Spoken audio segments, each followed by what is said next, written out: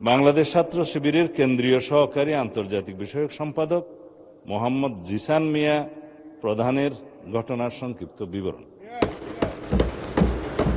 এটা আজকে স্বরাষ্ট্রমন্ত্রীর বক্তব্যটা মনে হচ্ছে যে ওনারা একটা প্লট তৈরি করার জন্যই পুলিশ এবং স্বরাষ্ট্রমন্ত্রী একই লাইনে আলোচনা করে এই কাজটি করে। বাংলাদেশ ছাত্র শিবিরের কেন্দ্রীয় সহকারী আন্তর্জাতিক বিষয়ক সম্পাদক মোহাম্মদ জিসান মিয়া প্রধানের ঘটনার সংক্ষিপ্ত বিবরণ।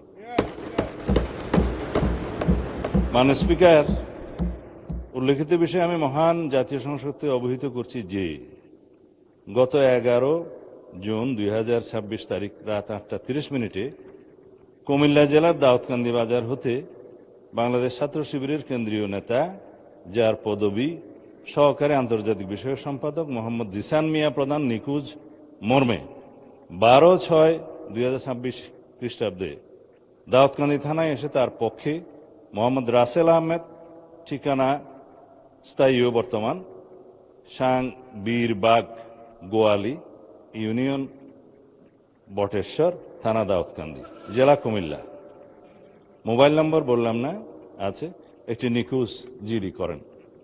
নিখোঁজ জিডির প্রেক্ষিতে তাকে উদ্ধারের নিমিত্তে কুমিল্লা জেলা পুলিশের একাধিক টিম মাঠে নামে উদ্ধার কাজে তৎপর হয়। অনুসন্ধানকালীন প্রথমত নিখোঁজ ব্যক্তির আপন চাচাতো ভাই সজীব হাসানের মাধ্যমে জানা যায় গত 5-6 মাস পূর্বে ফেসবুকের মাধ্যমে জনৈক একজন নারীর সাথে মোহাম্মদ জিসান মিয়া প্রধানের পরিচয়ের সূত্র ধরে তাদের মধ্যে মোবাইল ফোনে কথাবার্তা শুরু হয় এবং প্রেমের সম্পর্ক গড়ে ওঠে। মাননীয় স্পিকার, কুমিল্লা জেলা পুলিশের তথ্য মতে বিভিন্ন সময়ে জিসান মিয়া মেয়েটিকে বিয়ের প্রলোভন দেখিয়ে একাধিকবার দর্শন করলে মেয়েটি অন্তঃসত্ত্বা হয়ে পড়ে। এক পর্যায়ে জিসান মিয়া প্রধান ভিকটিম মেয়েটিকে জোরপূর্বক ভ্রূণ নষ্ট করার জন্য চাপ সৃষ্টি করতে থাকে এবং ভ্রূণ নষ্ট না করলে ভিকটিমকে মেরে ফেলার হুমকি প্রদান করে। একটি দলকে কেন্দ্র করে পরবর্তী পর্যায়ে যে স্টেটমেন্টটা দিয়েছেন, এটা মাননীয় উপনেতা, আমি একটু আপনাকে যদি বইটার সামনে থাকে আমি একটু পড়ে শোনাতে চাই, একটু দয়া করে যদি ধৈর্য ধরতেন।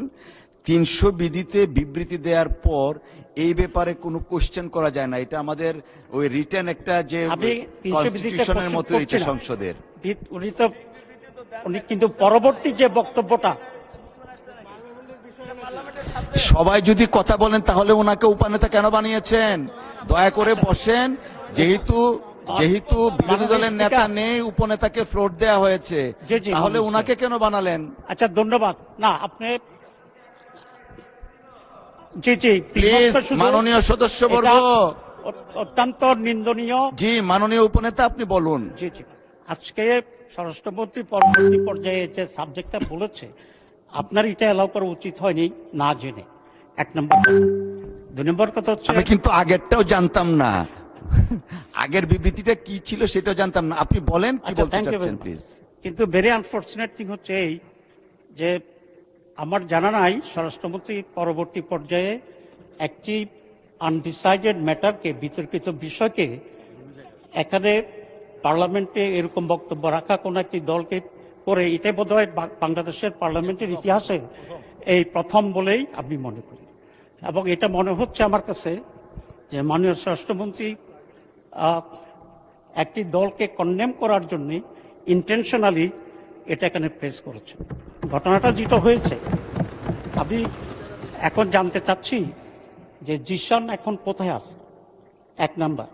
2 নম্বর কথা হচ্ছে, এখানে কুমিল্লার পুলিশ জিসানের সাথে কারো কথা বলতে সাংবাদিকদেরকে দেখা করতে দিচ্ছে না, এবং যে মেয়েটার কথা বলা হয়েছে ওই মেয়েটার সাথেও কাউকে কথা বলতে দেওয়া হচ্ছে না। তাহলে এটা কেন? এখানে কি কোনো প্লট তৈরি হচ্ছে? এটা আজকে স্বরাষ্ট্রমন্ত্রীর বক্তব্যটা মনে হচ্ছে যে ওনারা একটা প্লট তৈরি করার জন্যই পুলিশ এবং স্বরাষ্ট্রমন্ত্রী একই লাইনে আলোচনা করে এই কাজটি করেছে।